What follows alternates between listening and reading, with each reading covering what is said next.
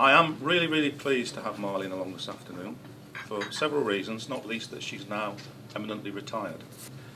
Marlene, like Eugenie, is somebody I've only got to know over the last year or two on a personal level, and I feel very, very privileged and very pleased to have had the opportunity to get to know her. She was a name in the literature, and then I met her and put that name to the face in the same way, and then worked with her over the last 18 months, or 12 months I think, I suppose, if we add it up, at Oxford Brookes.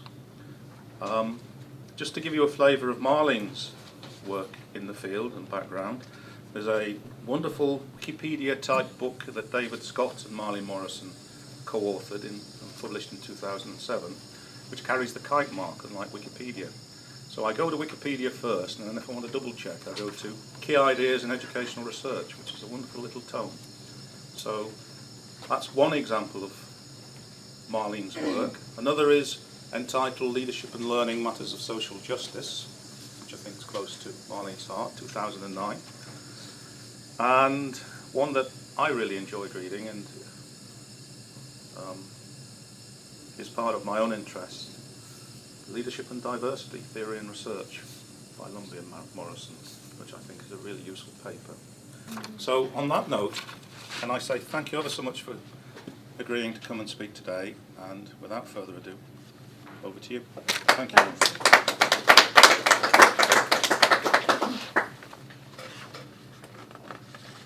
Well, thanks for that introduction. That's lovely, and I'm thrilled to be on a bill that includes Eugenie today, and it's really nice to be here as my second piece of work since retirement, which was September 1. So that's really good. I have no PowerPoint. I feel that during my career I probably PowerPointed myself and others to the point of no return. So I'm going to read as well as try and look at you as well. I have a paper that I've prepared, and please feel free at any time to interrupt. So again, I'd like to thank BELMAS very much for allowing me to take a retrospective and I hope prospective examination of trends in doctoral education and professional leadership development, specifically as they relate to the study of educational administration. And I'm using it here to refer to a field that includes administration, leadership and management, and I hope I'll explain why as I go along. As an experienced doctoral supervisor, researcher and external examiner, elements of my presentation this afternoon I think will tend towards the autobiographical, so bear with me. Other aspects may be considered provocative in ways that might raise hackles amongst some leadership scholars and researchers, and indeed some university managers. However, my presentation is offered as a thought piece to encourage rather than close down discussion and debate. It's got two main aspects, I think. First, I provide a context for discussing doctoral studies of EA, admin, as part of recent developments in university education, particularly education and educational research. And secondly, I then go on to consider the latter in relation to EA and the knowledge basis upon which it rests. A predominant but not exclusive focus is the UK, but I also consider its relevance to broader international trends.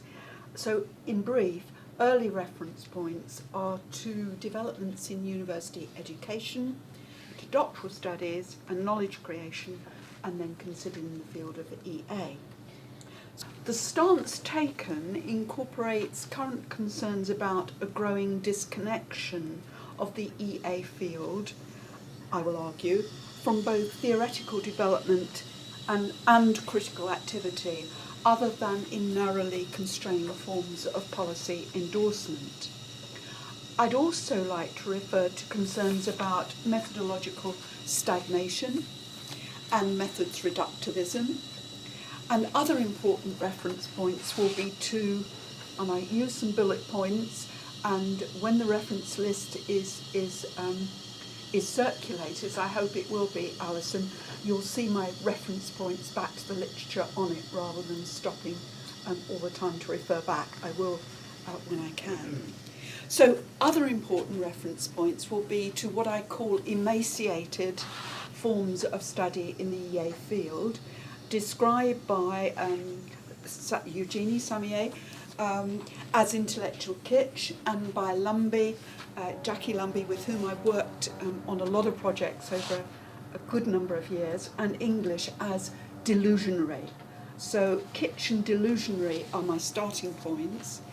The field's persistent reluctance to engage with or confront the dark side of leadership, again with reference to Lumbey in English and Samier's work.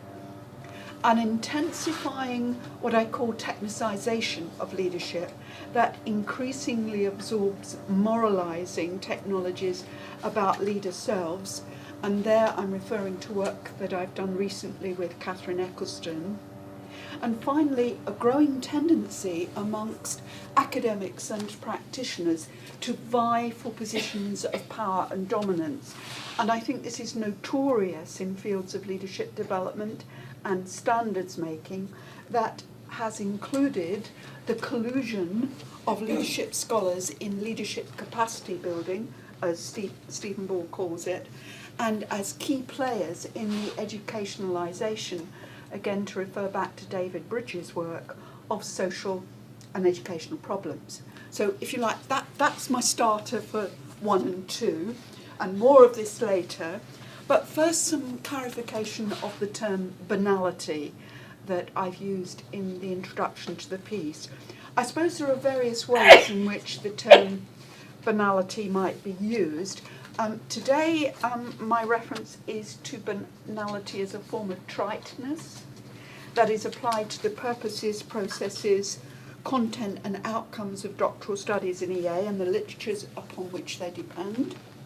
In such a definition, I think, implicitly and explicitly, there's a sense of ordinariness, of well-trodden academic discourses, models and professional truisms, as I describe them, to the point of being worn out, hackneyed, and even delusionary. It's that word again. Some approaches, I will argue, are also supported empirically by research investigations open to accusations of predictability, dullness, and or trivialization, and combined with obfuscations about the ownership, transference, and use of power. So antonyms would unsurprisingly refer to terms like originality, extraordinariness, challenge, criticality, and unpredictability. So I'd first like to nest these in context, and I'd like to look at university education first of all.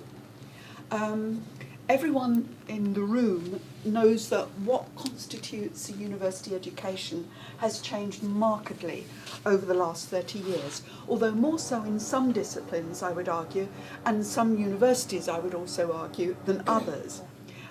It's been characterised, amongst other things, by an expansion in provision and students, increased competition for students' research and research funding, a seemingly unstoppable rise of a managerial and administrative elite, and an almost absolutist belief that competition increases quality.